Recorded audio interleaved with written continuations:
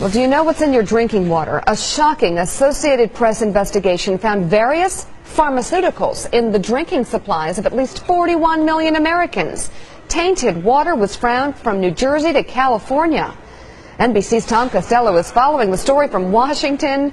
Tom, I've been dying to ask somebody some questions about this story. First of all, what kinds of drugs are we talking about, and how dangerous is this? Pretty wide range. Here's the drinking water in Washington, D.C. They found 6 pharmaceuticals in our drinking water here. They include ibuprofen, caffeine, monocin, and about 3 or 4 others. In Philadelphia, they had 56 pharmaceuticals or byproducts. They range everything from epilepsy medication to mental health medicines to pharmaceuticals that really run the gamut. Here's the bottom line from the Associated Press on the study they did. It was, as you mentioned, a 5-month investigation involving the AP investigative team. 50 major cities in 50 states were looked at, and drugs were found in the water of 24 major cities. We're talking 41 million Americans here who drink that water. So what's in the water? Everything from acetaminophen and ibuprofen to mood stabilizers, antibiotics, angina, heart, as well as cholesterol drugs, and even sex hormones.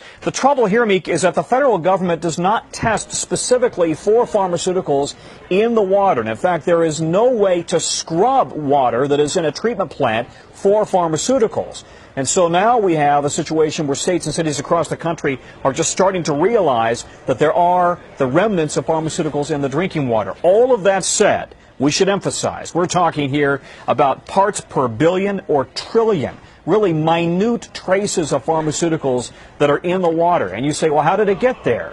Well, without getting too graphic, all of us who take medication for one thing or another, we don't absorb all of it. It is excreted. It gets into the sewage system, into the water treatment plants. And then, because water treatment plants can't scrub it all out, if any of it, it just kind of dilutes on into the water system. Sometimes it gets into the water table, into wildlife, and then into reservoirs. It goes back into the water treatment site, into the water treatment plants. I wonder if there's going to be, long-term study about effects of this down the road. And, but I guess initially, Tom, the question I'm sure you're asking today is there anything the government can do about this? Yeah, and the EPA says it's concerned about it, but we don't yet know, and water treatment utility plants say they are convinced that there is no immediate threat to anybody out there.